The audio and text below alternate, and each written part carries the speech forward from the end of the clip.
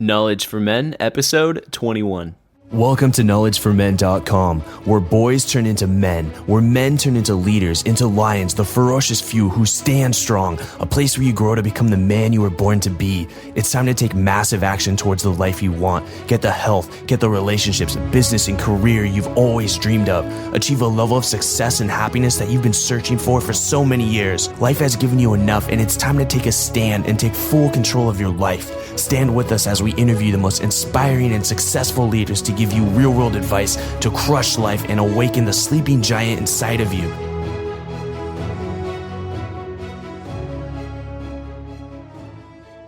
Today's podcast is brought to you by audible.com. Get a free audiobook download today at kfmbook.com. There's over 100,000 titles to choose from for your smartphone, tablet, or computer. It's a perfect way to listen to your favorite books in the car, in the gym, or at home. Check out kfmbook.com to start learning in your downtime.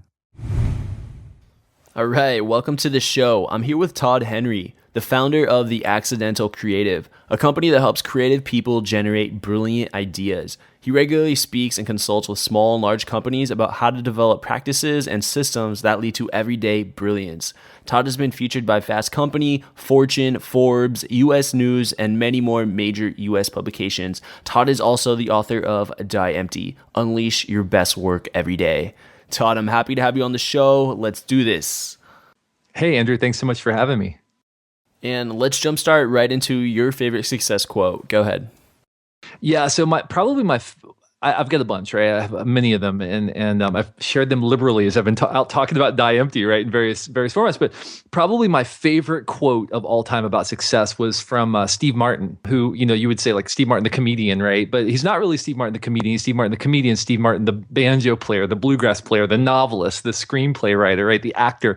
But Steve Martin, in his autobiography, Born Standing Up, which is the story of him finding, kind of like figuring out who he was as a comedian, he said, and I'm going to paraphrase the quote a little bit, but he said, "I spent 18 years in stand-up comedy, 10 of them learning my craft, 4 of them perfecting my craft, and 4 of them in wild success." And he said, "I set out for comedic originality and fame fell on me as a byproduct. The course was more plodding than heroic."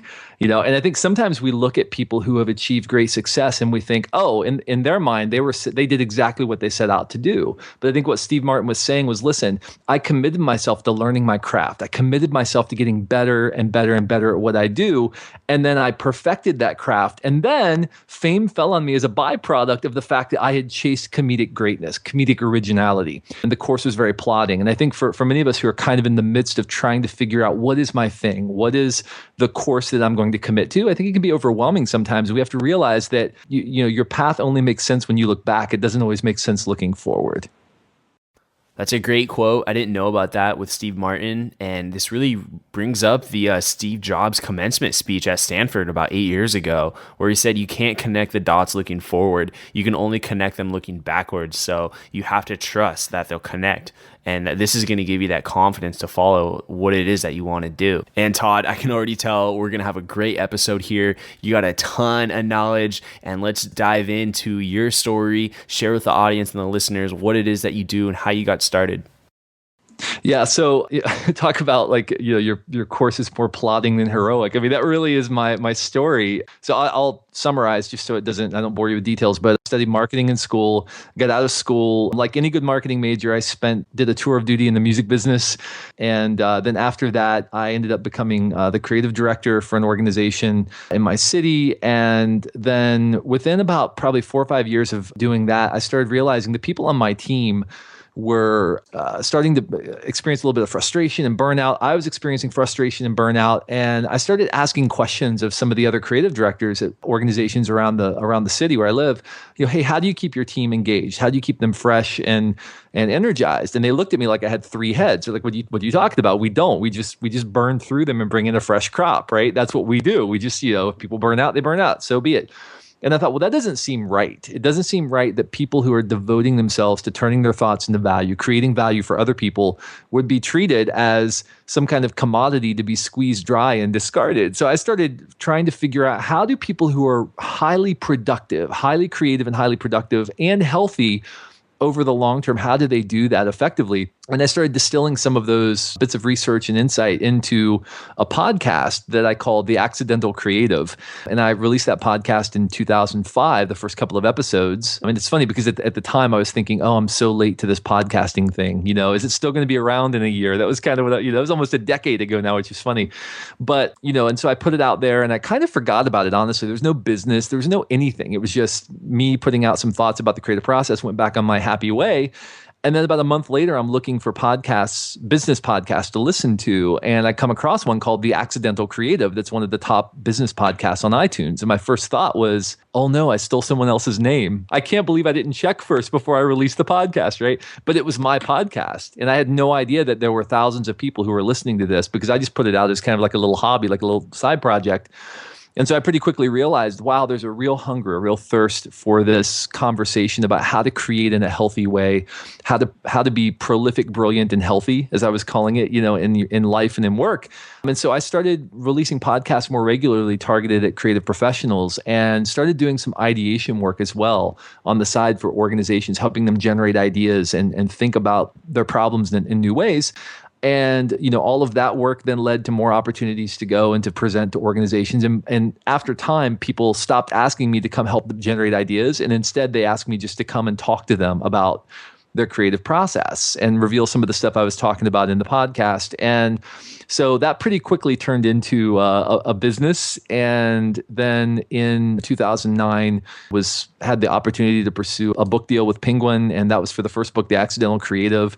I spent a lot of time working on that, about a little over a year working on that book. And then it came out in 2011. And then very shortly thereafter, talked with them about Die Empty, which is the new book that's just out, and started working on that almost immediately once The Accidental Creative came out. And that one just came out a couple of months ago, September 2013.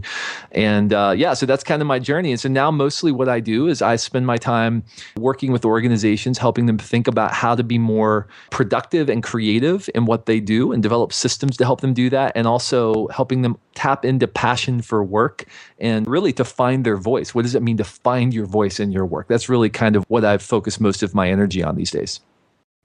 That's so funny. You created a podcast and thought you stole someone else's name, but it was really your own. That's really funny. And the book, Die Empty, is very powerful. I want to share a quote from the book.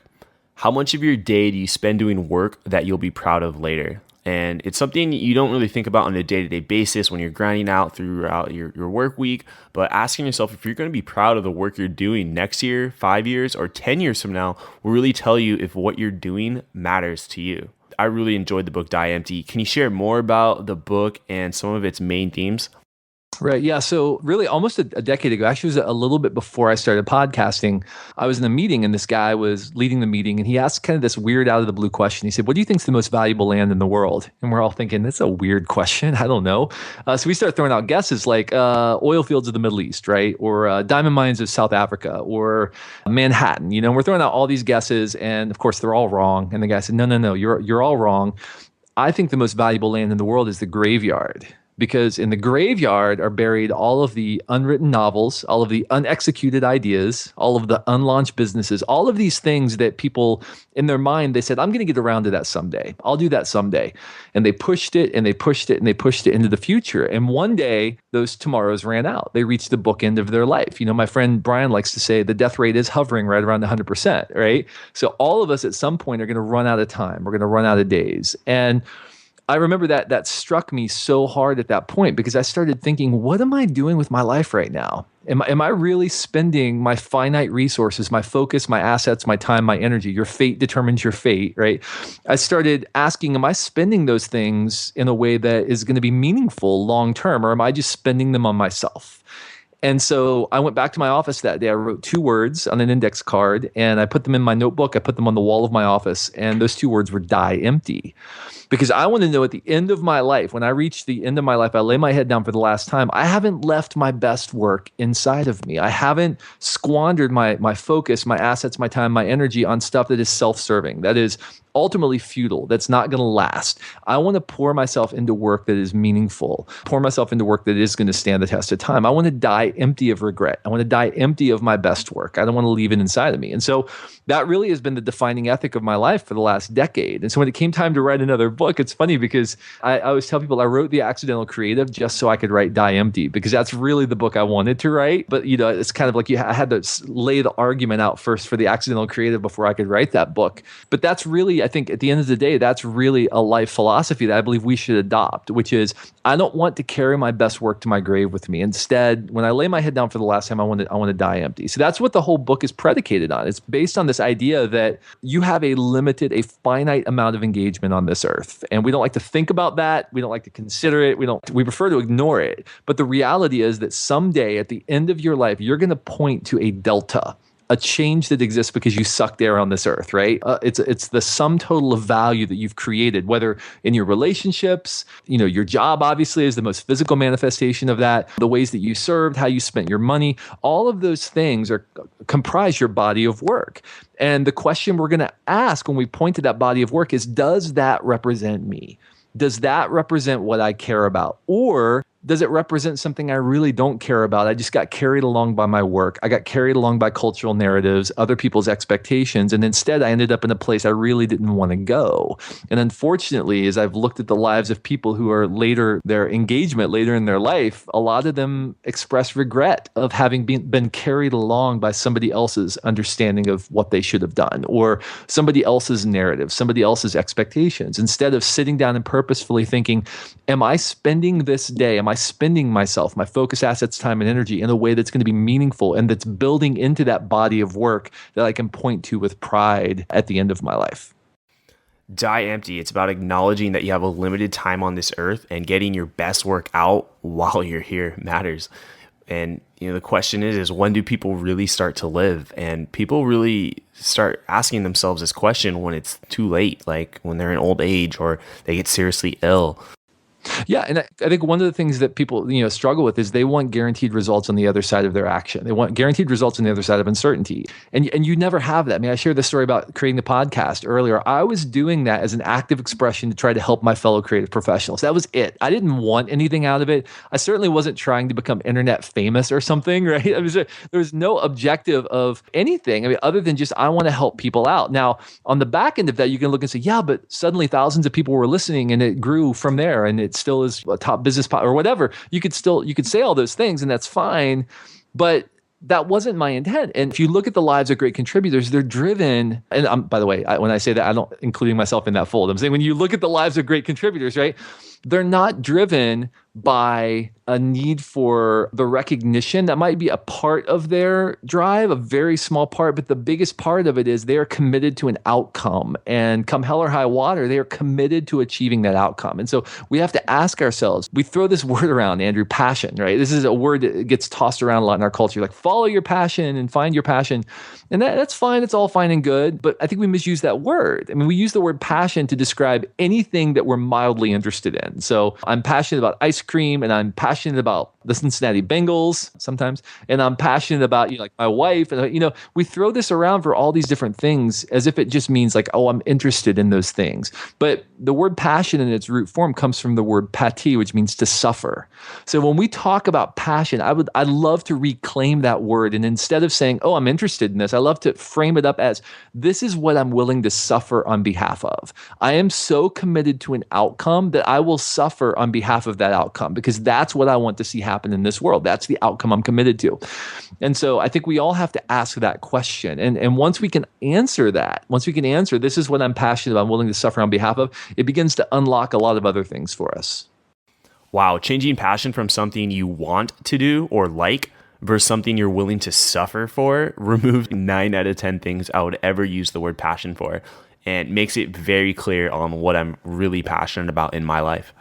That's right. Well, yeah. And if I say, I'm passionate about my wife, if I'm passionate about the Bengals, I'm passionate about ice cream, I will only suffer for one of those. Now, people would say this instead of Ice Bengals cream, right? cause you to Ice cream. suffer, which is really true, right? Yeah, no, no, not ice cream. Right? That is the passion. But obviously, the only one of those really qualifies as passionate, which is I will suffer on behalf of my wife, my family, and I will suffer on behalf of my work. This is kind of dirty little secret. Like I've written 2 books, I'm about to write a third very soon, hopefully, and I don't like to write. I do not like to write, and it drives my friends crazy. They're like, "You have a book deal with Penguin, and you don't like to write." I'm like, I know, it's terrible, but I understand that there's an outcome I can achieve through writing. There's a kind of impact I can have that I can't have in other ways. So I commit to the act of writing, not because I love the tasks, but because I'm committed to the outcome of having written. And so I think those things exist in all of our lives. When we look at our job or we look at our role, we tend to think, what set of tasks would I like to do all day long? That's how we tend to think about passion for work. And instead, we need to say, what outcomes am I committed to? And then back your way into the tasks. And maybe you won't like the tasks. And that's okay. Because if the outcome you're committed to, if you're willing to suffer on behalf of that outcome, if that will transcend your day-to-day tasks. So you ask, what do I have to do in order to achieve the outcome? For me, writing is something I have to do. I don't like to do. I actually told my editor on a call yesterday, I'm like, I don't really know that I love, but it's the best way to express these ideas. I think that's so funny. You don't like writing. I actually really don't like writing as well. My blog has gotten over about 500,000, like 700,000 views in the last 6 months. And people think like, oh, Andrew, you're such a good writer. I'm like, I hate writing. When's the next blog post coming out? I don't know, because I hate writing. Like, unless I get some insane amount of energy and something I'm really passionate about, where I'm going to spend like several days just hooked to my computer, it's not going to happen. It's until that passion Right, comes. exactly. Yeah.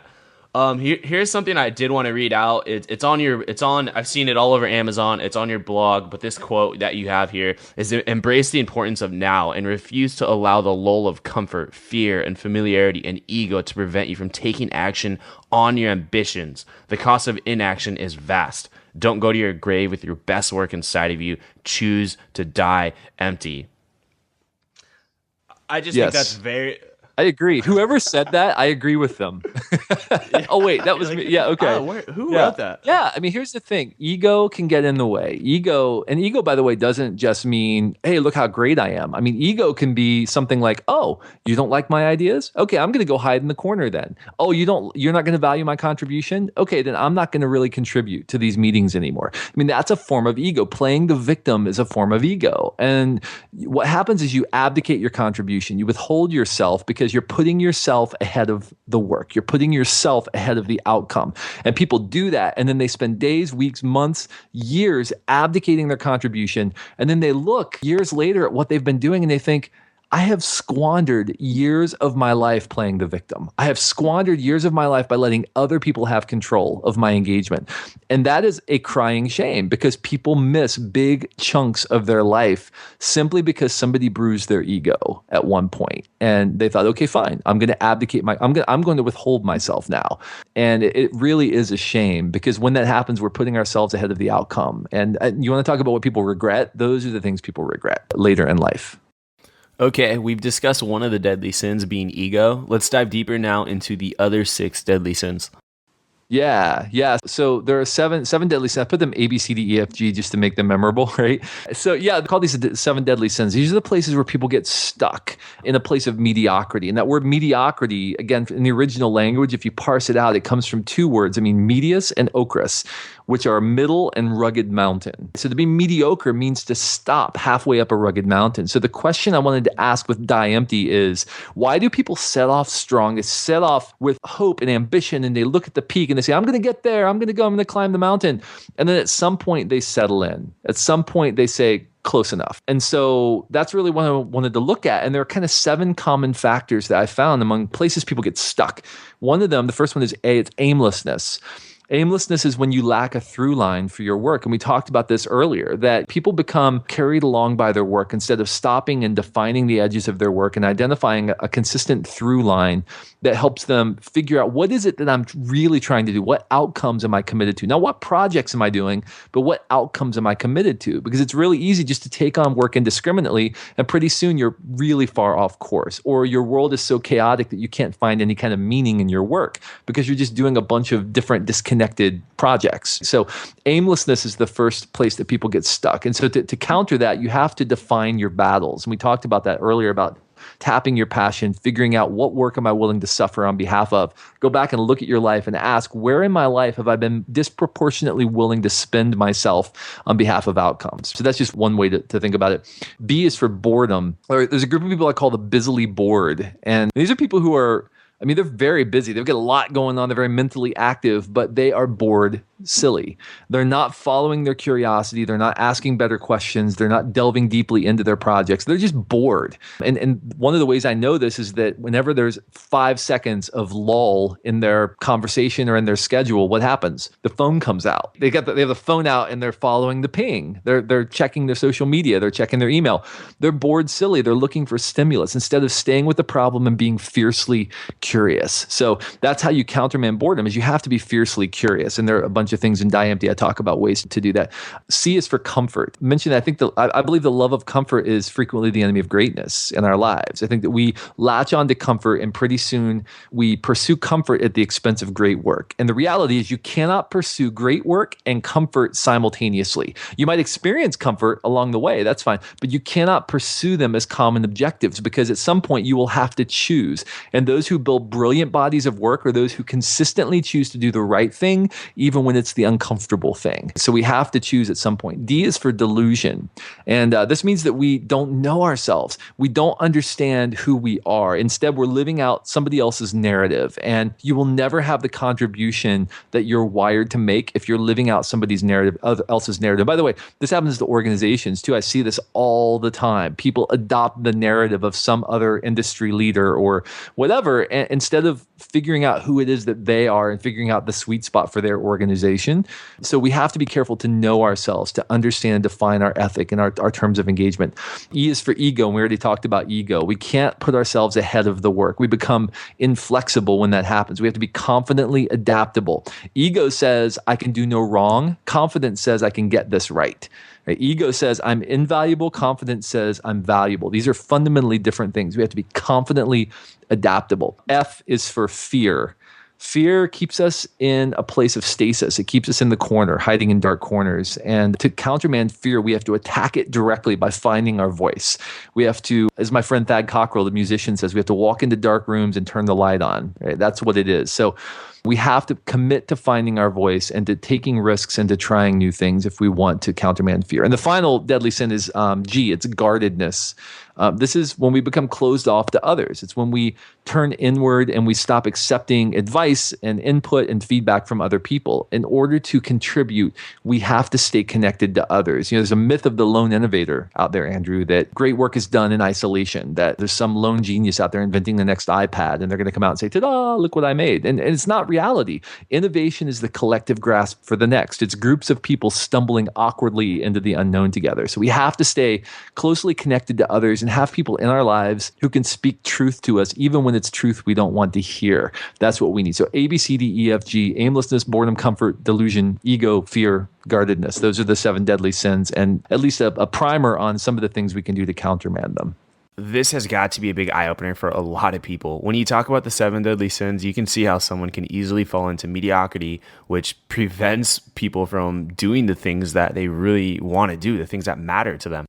Well, it's funny how, I've gotten a lot of emails from people about specific ones of those deadly sins. We've been doing a book club for the book since it came out, and it's been really cool because some people are, they resonate. Oh, chapter 6 really resonated. Or, oh, chapter 8 really, and that's great. That's fantastic. That means that you're starting to tap into and identify which of these sins might be causing stasis in your life. The thing is, it's not like nobody says, hey, I'm going to be mediocre today. I can't wait to wake up and crank out a steaming pile of crap today. Nobody does that. And yet it happens. It happens consistently because people aren't mindful about their engagement. And so mediocrity It's something people slip into unknowingly. And that's why these seven deadly sins are so sinister, because it's easy to become aimless. It's easy to become bored. It's easy to become comfortable or deluded or base your life on ego or become afraid to express your voice, to become guarded. It's easy to slip into those things as habits because those are the easy paths to take. It's harder to commit to great work, to commit to an outcome, to suffer on behalf of your body of work. But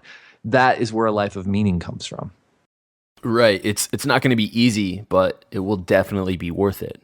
So, Todd, what prevents people from dying empty? I mean, if you were going to ask someone, would you want to die empty or die full? They would all want to die empty and put their greatest work out there. It makes perfect sense. But why are people not pursuing the things that matter to them? Yeah, I think the reason people die full of their best work instead of emptying themselves every day is because it seems overwhelming, because they don't know the first step to take. And so instead, they carry their best work to their grave with them and they die full. They die full of their best work instead of saying, my only job every day is to get whatever is inside of me out of me. And that means and one of the principles I talk about in the book is just establishing on the daily basis, these are my step goals for the day. These are the things that I'm going to do today to begin moving in the direction of my ambitions, to begin moving in the direction of the great work that I'm here to do on this earth. And the other thing I think that people end up falling into the trap of is thinking they have a thing they're supposed to do, right? I have to find my thing. What is my thing? And I think that's a myth. It's a myth that's perpetuated by culture. We have the hero myth in our culture that I heard a great TED talk. I can't remember the guy's name, but the guy was talking about the hero myth and how there's this idea in our culture, in Western culture specifically, that somebody comes and they tap you on the shoulder or they put a lightning bolt on your forehead or they, in some way ordain you to go off and be a hero instead of recognizing that people have to take that responsibility on themselves. And so there's this idea in our culture that, well, I could never be that. I could never do. Yeah, but you could get started. You can make something today. You can take the first step. You can begin some momentum in the direction of your ambitions. And so I think people don't do it because it seems overwhelming instead of recognizing that your only job today is to take a step in that direction. I mean, you don't write a book. I have never sat down and written a book in my life. I've sat down and written 300 or 400 words, but I've never sat down and written a book in one fell swoop. It doesn't happen that way. You have to write 90 or 100,000 words to get to 60,000 words. That's how you do it. You just write a lot. And then pretty soon you have a book. And in the same way, nobody goes out and starts a business. I mean, it's little consistent bits of effort over the course of time that add up and accumulate into something meaningful. So get started, do something. Just take the first step, take action, stay persistent, and push through the hard times because there is light at the end of the tunnel. I love it, Todd. And you have something called the 4 key factors that will determine your long-term effectiveness in your life, in your work, and your fate. If you could share with the listeners what this is. Yeah, so I always tell people your fate determines your fate, right? Not to be too cutesy, but FATE, your focus, which is where you put your attention. You have a finite amount of focus. We think that we can focus on anything, everything, but we can't. We can only focus on one thing at a time. And so your focus, how you define your work, will ultimately contribute to that body of work that you build. Your assets, these are your financial resources, your relational resources. These are all of the resources you have at your disposal, and they are finite. Obviously, you don't have unlimited resources. Your time, we each have 168 hours a week at our disposal. I have yet to meet a single person who doesn't swear they have less than the person next to them, but we all have 168 hours a week. So where you put your finite time is absolutely critical. And then the last one is your energy. And most people don't think about energy as a finite resource, but it is. It's renewable, but it's finite. So you can stack obligation after obligation all day. And when you get to the end of the day, if you haven't been managing your energy, then you won't have anything left to give. So we have to be good at pruning. We have to be good at managing our energy so we can bring what Seth Godin calls emotional labor to our work. We can bring ourselves fully to what we do. So your fate, your FATE, focus, assets, time, and energy, determines your fate. Those are the 4 levers that you pull in your effort to build your body of work. And where you put those finite resources ultimately determines the quality of the body of work that you build. And Todd, what do you think it is that causes people to drift away from their fate? Yeah, the 7 deadly sins, right? I think it's this idea that we get aimless, we become bored, we become lulled in by the siren song of comfort, deluded. I think it's easy for us to end up getting lulled away from the thing that we're trying to do. And so instead of putting my focus on defining my work effectively, I become aimless. Or instead of sitting down to write 500 words today, I decide to fire up Netflix and watch Breaking Bad, right? I mean, it's these things that can happen, and it's one little decision one day to say, today I'm not going to do it. I just don't feel like it today. And then tomorrow it's a lot easier to say, I don't really feel like it today either. And then pretty soon it becomes a pattern. Now, obviously, the Breaking Bad is an extreme example, right? Most of us can't do that, right? But it's, I'm not going to have this difficult conversation with my manager today because it just doesn't feel good. And then tomorrow I'm not going to have this difficult conversation. And then the third day I'm not going to have, and it just becomes a pattern. And pretty soon you've got all of this unspoken tension in your organization, or all of these things are undone. And it is a limitation on effectiveness. So it's any of those 7 sins that creep into our life that cause us to become stagnant, and little choices over time lead to mediocrity. And pretty soon we find ourselves pretty far off course. And do you think the media and consumerism, capitalism plays a role into the 7 deadly sins?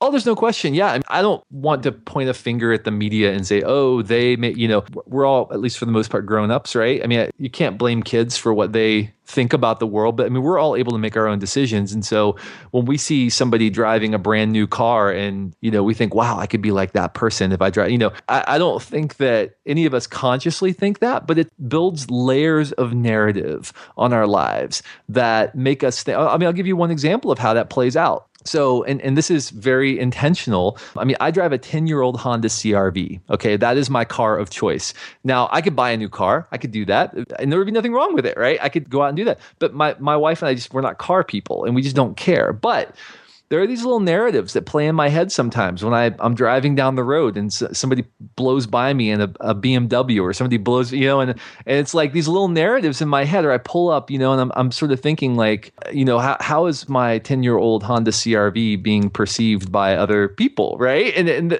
first of all, I recognize the ridiculousness of that, but at the same time, that's an example of how these narratives play out culturally. We assign value to people based on the house they live in, or the cars they drive, or their title in an organization, or those are some of the way, and the media plays into those titles of importance. And rather than valuing people based on the body of work they're building or what they're committed to, we value them based on these completely artificial and superficial things. And so, yeah, do I think that the messages we choose to receive affect how we see the world? Unquestionably.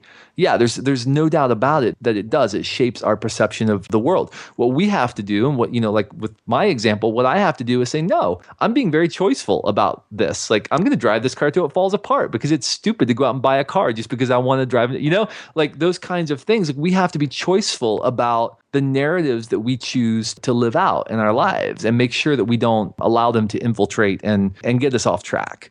So yeah, no question. And by the way, our friends, who you surround yourself with, you become more like the people you surround yourself with. So, if you want to take the temperature of your life, just look at the people you spend the most time with. And that's probably going to give you a good indication of where your life is headed. So surround yourself with people that challenge you, that feed you positive narratives, that want you to be better than you are. Not people who are jealous of you, not people who are trying to drag you down, not people who are filling you with snark and cynicism, but try to surround yourself with people who are going to build you up and challenge you to live according to the narrative that you want to live. Your environment does shape who you are. And Jim Rohn said it best: you are the average of the 5 people you spend your most time with. That is my number one life hack. And instead of assigning value to the amount of things one has, we should assign value based on who they are as a person, their principles, what they do, and how they contribute to the greater good. I like this. We're on a roll here, Todd. Yeah, we are at that time where we got to go into the knowledge round. Are you ready? Sure. For you, the listeners of the Knowledge for Men podcast, Audible is offering a free audiobook download with a free 30-day trial to give you the opportunity to check out their awesome service. And you know what? Something I've noticed after interviewing hundreds of successful people is that they all read a ton of books. If you want to be successful, you've got to educate yourself. I don't always have time to sit down and read a book, so I personally recommend listening to audiobooks in your car, in the gym, or on the go. You can pick up for free any one of my favorite best-selling books like How to Win Friends and Influence People by Dale Carnegie, Awaken the Giant Within by Anthony Robbins, Mastery by Robert Greene, Choose Yourself by James Altucher, The Alchemist by Paulo Coelho, or any other audiobook you want. Audible has over 100,000 titles to choose from. To download your free audiobook today, go to kfmbook.com. Again, that's kfmbook.com for your free audiobook today. Start learning, growing, and becoming the man you want to become now. Welcome to the Knowledge Round, where the guests will be asked rapid-fire questions to give the audience invaluable pieces of wisdom to help transform their lives. Starting in 3, 2, 1, showtime.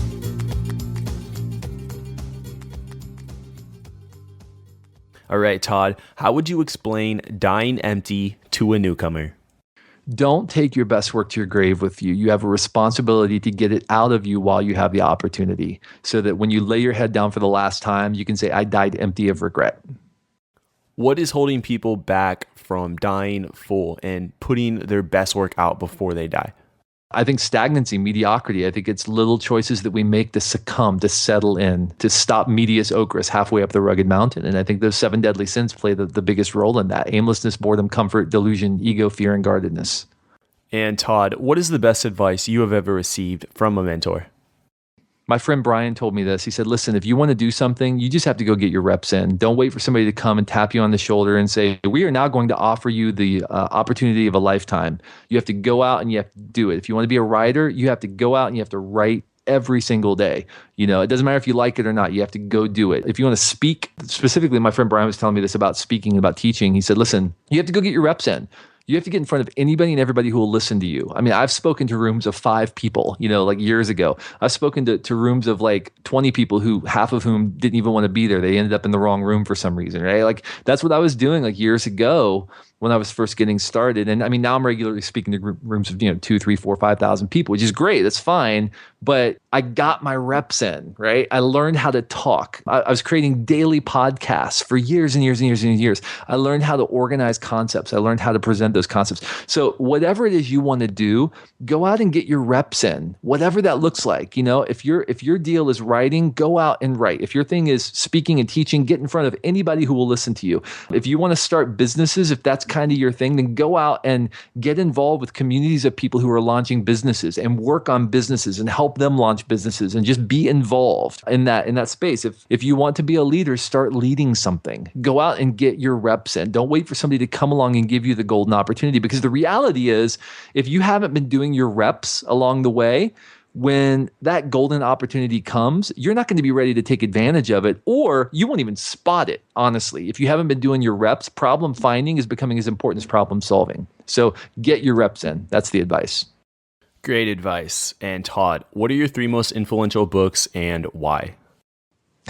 Okay, here we go. My 3 most influential books are probably, and I'll keep it in the realm of like business books. Okay, so, and these are going to be kind of out there. I mean, I could pick the classics, the Peter Druckers and I'm not going to do that. So my 3 most influential books are Orbiting the Giant Hairball by Gordon MacKenzie, guy who was the creative director at Hallmark for many years, and he wrote a book about how to thrive inside of creative organizations.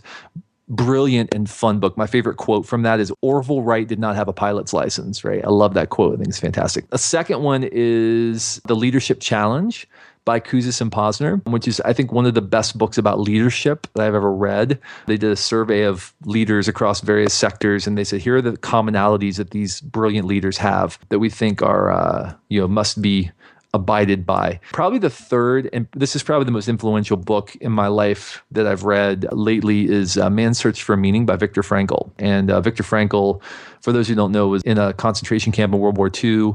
He lost most of his family, lost his life's work, destroyed. And when he got out of the camp, many of his friends died in the camp. And when he got out of the camp, or out of the camps, he wrote this book called Man's Search for Meaning, which is about how people discovered meaning in the course of their time in the concentration camps, where you saw the worst of humanity. And so sort of big takeaway that I got from that book, and there are so many, but one of the big takeaways was we have to stop asking, what do I want out of life, and start asking, what does life want from me? And when we shift that perspective, everything changes in our life. When we stop asking, what do I want? And we start asking, what does life want from me?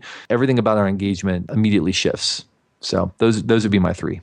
Those are all great books, but to point out, Man's Search for Meaning is one of the most powerful books that I have ever read in my life, seriously. Yeah. And you guys can pick up one of these free books in audio format if you go to kfmbook.com, partnered with Audible. Obviously, I think you've heard the promotion, so you can pick up one of these books for free at kfmbook.com. And moving on, what's one action one person can take right now that would get them closer towards their goals? Define your next step. This is David Allen, right? Getting things done.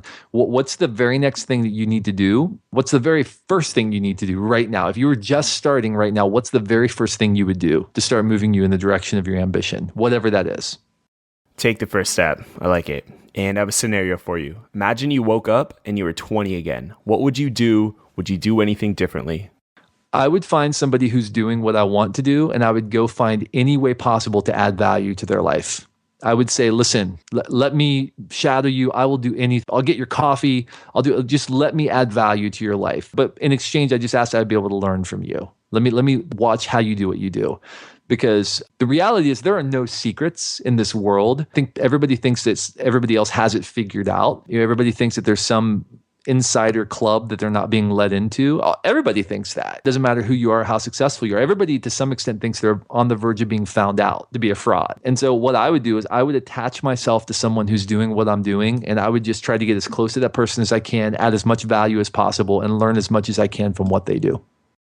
Well said. And if you had to write your obituary today, Todd, what would it say? It would say he created fiercely, he loved well, and he died empty. Simple and to the point. I love it. And as we're coming to a close here, Todd, do you have any parting piece of guidance for the listeners today? Yeah. So Orson Welles said the absence of limitations is the enemy of art. So we have to recognize that we have to have limitations in our life. We have to have systems and structures. We have to be purposeful if we want to make a contribution. Self-limitation is powerful. So don't fall prey to the idea that I have to be unbound, unlimited. I need all the freedom in the world. That is actually the antithesis of freedom. So set some structures, some practices in your life, get moving on what matters to you, and don't sacrifice your effectiveness on the altar of efficiency. Start working toward your ambitions, define your passion, the thing you're willing to suffer on behalf of, and get moving today. And if you do, someday in the far distant future, when you lay your head down for the last time, you can die empty of your best work and full of satisfaction for a life well lived. Todd, you're making such an impact on my audience, all the listeners, and with the work that you do, it's just so powerful and it's so inspirational. I love it. So Todd, what are you working on today? What's exciting you when you wake up in the morning? 2014 looks like writing another book. So I just had a talk with my editor. You've got to share with us what the book is about. What are you doing? I can't really talk about it yet, but it's kind of the final book in the trilogy that will be The Accidental Creative, Die Empty, and this other book that I'm working on now. It kind of closes the loop, I think, on those three. So I'm very excited about it. I'll be talking about it somewhat soon, but I can't quite talk about it yet because it's not fully formed. But yeah, I'm very excited about it though. I'm going to spend probably most of the year working on it this coming year.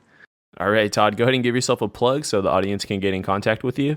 Yeah, so the best way to reach me is toddhenry.com. That's my personal site. Also, if obviously your podcast listeners, I have a podcast called The Accidental Creative. You can find it on iTunes. You can find it at accidentalcreative.com, along with a lot of other stuff that we write articles and we release podcasts about once a week. So, Todd, it's been an honor having you be on the show. I'd be happy to have you on again. You've given us such valuable wisdom that we're all going to put into use today. Thank you, Todd. Thank you, Andrew, and thanks for the work that you're doing. All right, guys, that's going to wrap up episode 21 with Todd Henry from The Accidental Creative. And guys, we are 8 weeks in with the Knowledge for Men podcast. Just a few for those of you that have been listening to this and you're kind of wondering like where are we at or what's happened? Are we going to continue going? Because Knowledge for Men is now out of the new and noteworthy period, which is on iTunes. It's probably how a lot of you discovered the podcast, but it gives you front page access. So now I'm in just the general podcast section. However, still holding a very high spot. Just recently checked and number 34 of of all the podcasts on iTunes, which is incredible. Actually, just above 60 Minutes, NBC News, HBO's Real Time with Bill Maher.